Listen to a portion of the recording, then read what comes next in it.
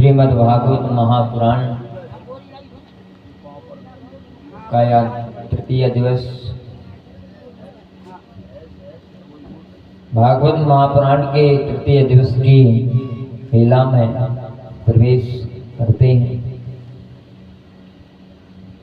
कल की कथाओं के तारतम्य में हमने सुना था कि कैसे भक्ति महारानी का नारद जी ने दुख दूर किया। महाभारत का प्रसंग आज की कथाओं में सुनेंगे कि कैसे राजा परीक्षित को 7 दिन में मृत्यु का श्राप लगेगा। भागवत के नियमानुसार चतुर्थो कृष्ण जन्मो, चौथे दिन भगवान कृष्ण के जन्म की कथा होती है, यानी कल भगवान के जन्म की कथा होगी। और बंधुओं को सबको पता है वो अविनाशी है, परम ब्रह्म है, कभी जन्म लेता नहीं है। लेकिन भागवत के अनुसार वह परम ब्रह्म जन्म भी लेगा। वृंदावन की रसिक परंपरा में तो भगवान ने अपने को इतना नीचा कर दिया है, परब्रह्म होते हुए भी, यानी दूध होते हुए भी सीधे कीचड़ बन गए। जिनका दर्शन ब्रह्मादिक देवता भी नहीं कर पाते, जिनका दर्शन इंद्रादिक देवता भी नहीं कर पाते, जिनका दर्शन ब्रह्मा जी भी नहीं कर पाते, उस परब्रह्म ने जो वृंदावन में लीला की है बंधुओं, अद्भुत लीला।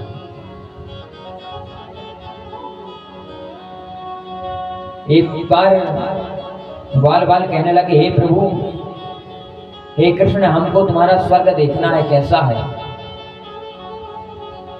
भगवान कृष्ण ने कहा, स्वर्ग देखना है उसमें कोई बड़ी बात नहीं है, दिखा देंगे, वो हमारा ही गांव है। जैसे ही भगवान ने अपना गोलोक धाम वृंदावन में उतार दिया, सभी ग्वाल बालों से कहा कि हे भैया चलो हमारा स्वर्ग देख लो, अब कैसा है। भगवान श्री कृष्ण का सिंहासन रत्नों से जड़ित लगा हुआ है। जैसे ही ग्वाल बाल द्वार पर गए, मंत्रियों ने रोक लिया, कहा रुको, अंदर नहीं जा सकते। कहा क्यों? कहा कि द्वारकाधीश का भी आदेश नहीं है, द्वारकाधीश विश्राम कर रहे हैं, कोई भी ग्वाल बाल अंदर नहीं आएगा। तो दूसरा ग्वाल बाल कहने लगा, भैया इससे अच्छा तो हमारा वृंदावन है। जो आज कृष्ण से मिलने के लिए हमको ये द्वार पर रोक रहे हैं, वह हमारे साथ 24 घंटे रहता है। जब भगवान कृष्ण आए, कहने लगे, भैया कैसा लगा गोलोक धाम, हमारा स्वर्ग? कहा कि क्षमा करना कन्हैया, हमको तेरा ये गोलोक धाम अच्छा नहीं लगा।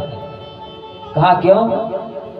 कहा कि तू हमारे साथ 24 घंटे खेलता है और हमारा जूठन खाता है, और तेरे द्वारपाल कहते हैं अभी भगवान श्री कृष्ण सोए हुए हैं, मिल नहीं सकते। ये कन्हैया, तेरे गोलोक धाम से अच्छा तो हमारा वृंदावन है, हम वृंदावन में ही अच्छे हैं। बंधुओं, कहने का आश्रय कितना ही कुछ कर लो, लेकिन भगवान की प्राप्ति नहीं कर सकते। भगवान भगवान है, मनुष्य मनुष्य है। वासुदेव सुतम देवम कंस चारूण मंद्रम देवकी परमानंदम कृष्णम वंदे जगत गुरु। वो तो कृष्ण है, संसार का गुरु है। भगवान शंकर भी जब दर्शन करने के लिए जाते हैं तो कहते हैं, हे कृष्ण, एक बार तो दर्शन दे दे। अरे हमको 1 घंटे तेरे द्वार पर खड़े हुए हो गए हैं, तो तू हमको दर्शन नहीं दे रहा। भगवान कहने लगे, क्या बताएं भोलेनाथ,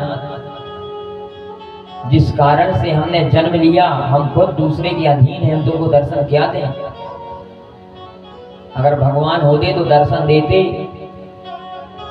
अगर हमारी माँ को पता चल गया ये भगवान है तो दूसरे दिन से कहेगी अंदर ही बैठो, बाहर निकलने की कोई जरूरत नहीं है।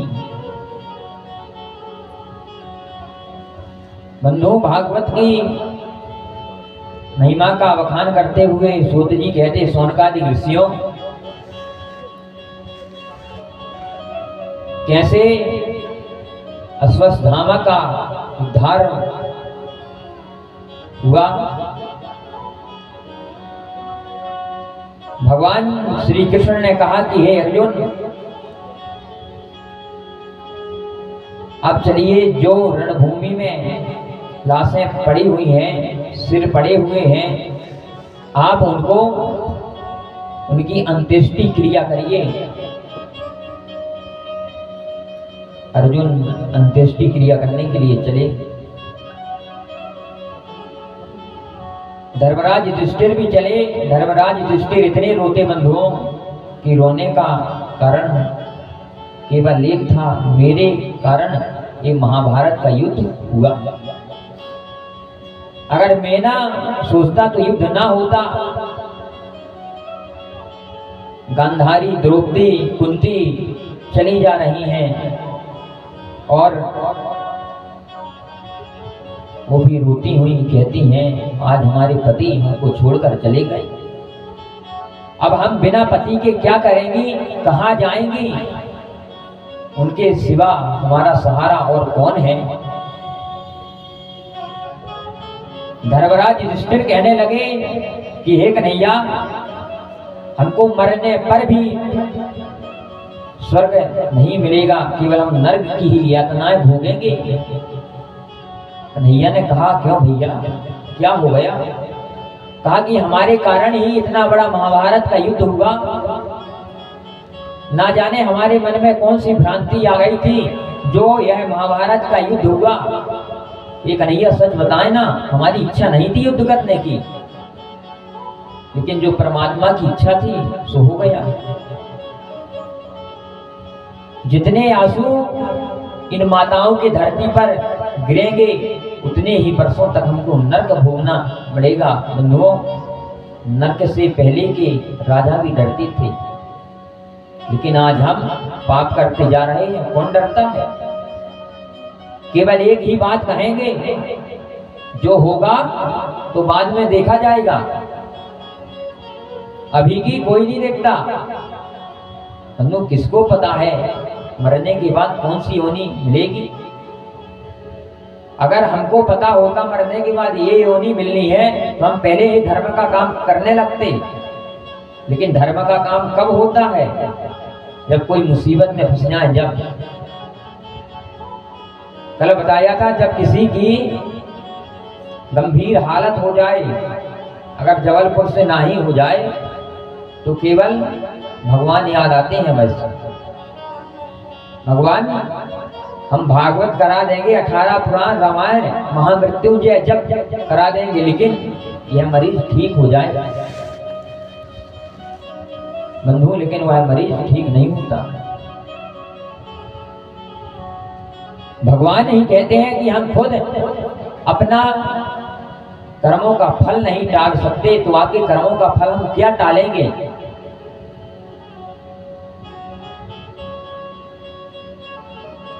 सूत जी कहते, शौनकादि ऋषियों, एक बार भगवान श्री कृष्ण ने दाऊ बलराम का हाथ पकड़ा, कहा कि हे दाऊ भैया, हमारे साथ द्वारका घूमने की चलो। दाऊ भैया कहने लगे, कन्हैया क्या द्वारका घूमना है, वही तो हमारी द्वारका है, जो पहले थी आज भी वही द्वारका है, घूमने का क्या मतलब निकला।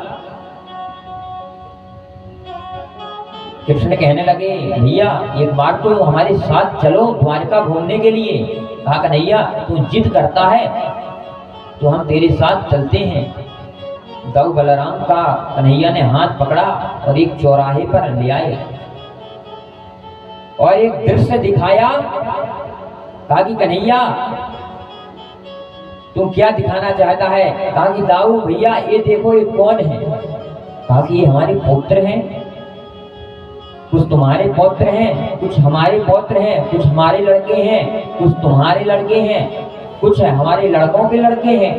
भाई क्या कर रहे हैं? बारूणी पान। बारूणी पान का मतलब मदिरा पान, मदिरा पान कर रहे हैं। कन्हैया कहने लगे, हे दाऊ भैया, इनके साथ क्या होना चाहिए? कहा, कन्हैया तुम ही बताओ। कन्हैया ने कहा, यही आचरण हमारे मामा कंस के थे, हमने उनका क्या किया था? कहा कि कन्हैया, हमने उनको सीधे भगवान के पास पहुंचा दिया था। कहा, तो इनका क्या होना चाहिए? जब वही आचरण हमारे पुत्र करने लगे हैं तो इनका भी तो वही हाल होना चाहिए। दाऊ भैया कहने लगे, कन्हैया जो तेरी इच्छा हो सो कर। भगवान श्री कृष्ण ने कहा, हे दाऊ भैया, आप अपनी लीला समाप्त करो। यहीं पर दाऊ भैया की लीला समाप्त होती है और शेषनाग के रूप में परिणित हो जाते हैं और पाताल में चले जाते हैं। एक सरोवर के किनारे भगवान श्री कृष्ण गए, अर्धशयनी अवस्था में लेट गए। भगवान श्री कृष्ण के आंखों में आंसू आ गए। कहने लगे, आज हमारे पुत्र कुकर्म की ओर चल दिए हैं, हम क्या करें, हमारा क्या होगा? तो सामने से महामुनि दुर्वासा आ गए। भगवान श्री कृष्ण के गुरुदेव, बोले गुरुदेव भगवान की। महामुनि दुर्वासा आ गए। महामुनि दुर्वासा ने कहा, कन्हैया तुम ये जो मुकुट पहने हो, ऐसा लगता है कि तुम कहीं के राजा हो। कहा, हाँ गुरुदेव, हम द्वारका के राजा हैं। महामुनि दुर्वासा ने कहा, कन्हैया हमने तुम्हें जब दीक्षा दी थी, जब तुम नंद बाबा की गाय चराया करते थे, याद है? कहा, हाँ गुरुदेव, हमको सब याद है। बंधु, कन्हैया से सीखो कि गुरु की मर्यादा क्या होती है। आज भगवान भी इस पृथ्वी लोक पर आया तो उसे भी गुरु की आवश्यकता पड़ी।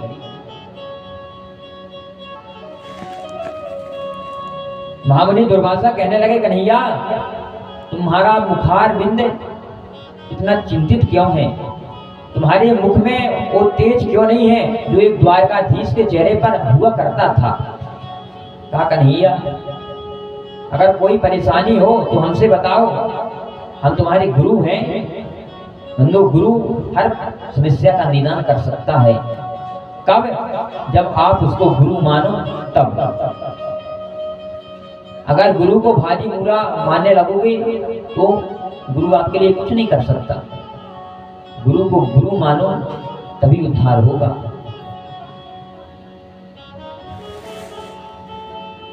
कन्हैया कहने लगे, हे गुरुदेव, हम आपसे कुछ मांगना चाहते हैं, दे दो। महामुनि दुर्वासा कहने लगे कि हे कन्हैया, क्या मांगना है? तुम हमारे शिष्य हो और शिष्य जो कुछ गुरु से मांगता है वह गुरु देता है और देती आई है। कब? जब प्रेम से मांगो तब।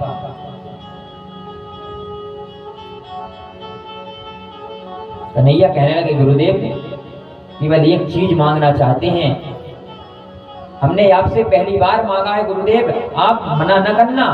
कहा, कन्हैया जो कुछ मांगना है मांग, हम कभी मना नहीं करेंगे। कहा, गुरुदेव हम एक ही प्रदान मांगते हैं, यदुवंश का विनाश। गुरुदेव हमको कुछ नहीं चाहिए, केवल एक ही प्रदान दो कि हमारा जो यदुवंश है उसका विनाश हो जाए, बस। महामुनि दुर्वासा कहने लगे कि हे कन्हैया, तुम नाग हो क्या? कहा, नहीं गुरुदेव, हम नागनाथ हैं और हम यदुवंश का विनाश चाहते हैं। आज भगवान श्री कृष्ण रोने लगे और कहने लगे, हे गुरुदेव, हमारे पुत्रादि कुकर्म की ओर चले गए हैं, तो आज हम यदुवंश का विनाश चाहते हैं। महामुनि दुर्वासा ने कहा कि हे कन्हैया, तुमने मांगा है तो हमने दिया। और महामुनि दुर्वासा वहां से चल दिए। तो कुछ भगवान श्री कृष्ण के पौत्र पौत्र आदि मदिरा पान कर रहे थे, किसी को कम चढ़ गई थी तो सबकी सुनता था, किसी को ज्यादा चढ़ गई थी तो किसी की नहीं सुनता था, किसी की शुरुआत थी वो केवल सुनता था, किसी से कुछ नहीं कहता था। अब जब अंदर तो जाए, जब अंदर गई मदिरा तो कौन किसी की सुनता है, केवल अपनी अपनी बस भक्ता है बस। तो एक पौत्र ने कहा भैया सामने से महात्मा जी आ रहे हैं, चलो इनकी परीक्षा लें, ये महात्मा जी असली हैं कि नकली हैं। तो जामवंती के लड़के साम्य को साड़ी पहनाई गई और पेट में पूरी निकालने वाली कड़ाई बांधी गई और सामने महामुनि दुर्वासा के खड़ा कर दिया और सभी लोग कहने लगे, हे महामुनि अगर आप असली महात्मा हैं तो हमें ये बताएं कि इसके पुत्र होगा कि पुत्री होगी। महामुनि दुर्वासा समझ गए कि हमारी परीक्षा लेना चाहते हैं मूर्खों। महामुनि दुर्वासा ने कहा हम श्राप देते हैं, ना इसे पुत्र होगा ना पुत्री होगी, एक मूसर पैदा होगा जो यदुवंश का विनाश कर देगा। और जैसे ही साल ने साड़ी खोलकर देखी बंधुओं, एक इतना बड़ा मूसर पैदा हुआ। उसे यदुवंशियों ने घिसकर एक सरोवर में बहा दिया और जो छोटा सा भाग बचा बंधुओं वह सरोवर में फेंक दिया। एक बहेलिया आया, उसने वह भाग हाथ में ले लिया, उसका बाण बनाया और भगवान श्री कृष्ण के दाहिने पैर पर वह बाण मार दिया। जब दाहिने पैर पर बाण मारा तो भगवान श्री कृष्ण ने कहा कि हे भोलेनाथ हमको बचाइए, अब हम आपकी शरण में आना चाहते हैं। बंधुओं जब कोई नहीं बचाता तो हमारे भोलेनाथ ही अंतिम सहारा होते हैं।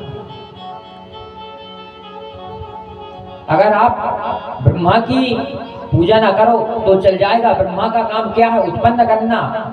आप उत्पन्न हो ही गए हो, विष्णु का काम पालन करना। आपका पालन खेती से, धंधे से, 1 नंबर कमाई से, 2 नंबर कमाई से चल ही रहा है, लेकिन भोलेनाथ को भजना पड़ेगा क्योंकि अभी मरना बाकी है। भोलेनाथ का कार्य है संहार करना।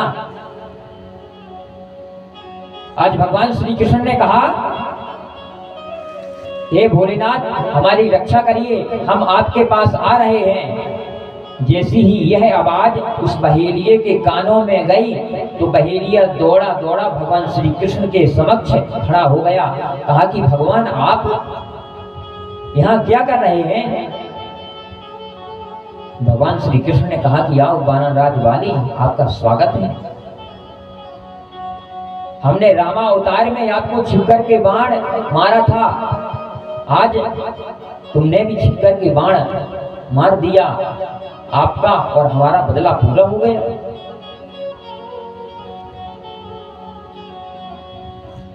मनु भगवान श्री कृष्ण ने बहेलियों को बैठारा और कहा कि हे मित्र,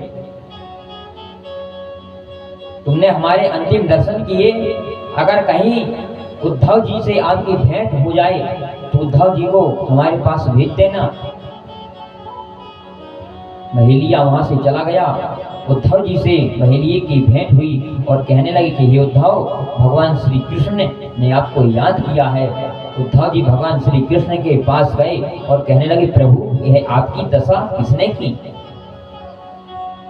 भगवान कहने लगे कि हे उद्धव यह दशा किसने नहीं की, कोई ने नहीं की, यह हमारे कर्मों का फल है जो हम आज भोग रहे हैं।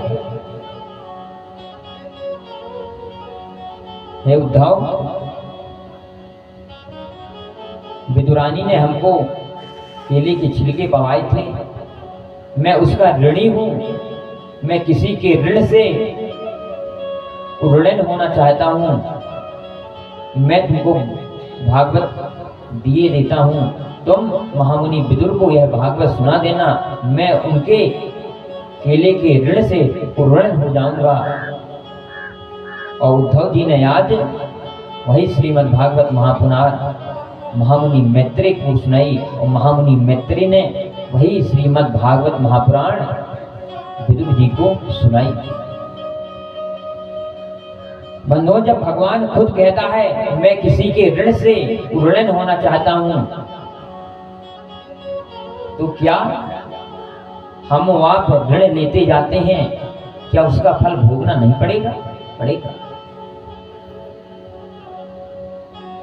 आज भगवान श्री कृष्ण रोने लगे और भगवान श्री कृष्ण की भी मृत्यु हो गई। बंधुओं, जब कर्मों का फल भगवान ने भी भोगा तो हमको आपको भी कर्मों का फल भोगना पड़ेगा। आज कुछ हो जाए तो भगवान हमारे साथ अत्याचार कर रहा है, गलत कर रहा है। अगर कुछ हमने हासिल कर लिया तो हम कर रहे हैं, भगवान नहीं कर रहा, हम कर रहे हैं। अगर कुछ बुरा हो जाए तो भगवान हमारी परीक्षा ले रहा है, कुछ अच्छा हो जाए तो हमने किया, कुछ हो जाए तो मैंने किया। मैंने, जब मैं और तू रहेगा, मैं तू होते रहेगी। अपना जीवन भगवान को सौंप दो, फिर हो मैं तू तो नहीं होगी। कहो लोग पूरे दिन रामायण पढ़ें और सुबह मुकदमा अपने भाई से लड़े, भारत चरित्र पढ़ रहे हैं लेकिन भाई से मुकदमा चल रहा है। क्या मतलब रामायण पढ़ने का?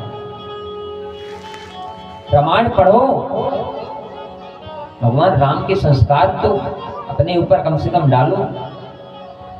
आज युधिष्ठिर जी बहुत रो रहे हैं और कह रहे हैं जितने भी इस पृथ्वी पर कर्ण हैं उतने ही वर्षों तक हमको नरक में भोगना पड़ेगा। आज युधिष्ठिर जी ने दुर्योधन आदि मित्रों की अंत्येष्टि क्रिया की और अपने राज्य को आ गए। भगवान श्री कृष्ण ने कहा कि हे धर्मराज युधिष्ठिर, आप राज्य संभालिए, राज्याभिषेक आपका हम कर ही देते हैं। इस राज्य में कोई राजा नहीं है, जिस राज्य में कोई राजा नहीं होता है ना, उसकी प्रजा स्वतंत्र रहती है। अगर राजा नहीं होगा तो यह प्रजा भूखों मर जाएगी। इनकी रक्षा कौन करेगा? इनकी रक्षा करने वाला भी तो कोई होना चाहिए ना। भगवान श्री कृष्ण कहने लगे कि हे युधिष्ठिर, आप राज्य सिंहासन पर बैठिए। युधिष्ठिर कहने लगे कि हे प्रभु, हम सिंहासन पर नहीं बैठ सकते, हमारा मन सिंहासन पर नहीं लगता। ऋषि मुनियों ने कहा कि हे धर्मराज, आप बैठिए तो। बड़े बड़े राजा बहुत से युद्ध करते थे, उनसे बहुत से लोग मारे जाते थे और धर्म अनुष्ठान अश्वमेध यज्ञ करके वह अपने पाप कर्म समाप्त कर देते थे। आप भी अश्वमेध यज्ञ करके अपने पाप क्षीण कर सकते हैं, आपके पाप समाप्त हो जाएंगे। धर्मराज युधिष्ठिर ने हाथ जोड़कर कहा कि हे महामुनि, एक बात बताएंगे आप? कहा कि क्या? कहा ये बात बताएं, अगर हम यज्ञ कर लेंगे, धर्म अनुष्ठान कर लेंगे, जो इन विधवा स्त्री के पति मरे हुए हैं, क्या वह वापस मिल जाएंगे दोबारा? अगर इनके पति हमारे यज्ञ अनुष्ठान करने से वापस मिल जाते तो हम जरूर एक अश्वमेध यज्ञ नहीं, हजारों अश्वमेध यज्ञ कर सकते हैं। अगर कोई कहे मैल से मैल धोना चाहे तो कभी नहीं धो सकता। महाराज, हमको राज्य सिंहासन अच्छा नहीं लगता, हम राज्य सिंहासन पर नहीं बैठेंगे। भगवान श्री कृष्ण समझ गए कि धर्मराज युधिष्ठिर अभी तक हमको छोटा भाई ही समझते हैं, कि हमारी बात नहीं मानेंगे। बंधु, लोग बात कब मानते हैं? जब अपन से कोई बड़ा सामने मिल जाए, छोटे की बात नहीं मानते। ब्राह्मणों ऋषि मुनियों ने कहा कि हे भगवान श्री कृष्ण, भीष्म पितामह को भी आपके दर्शनों की प्रबल इच्छा है,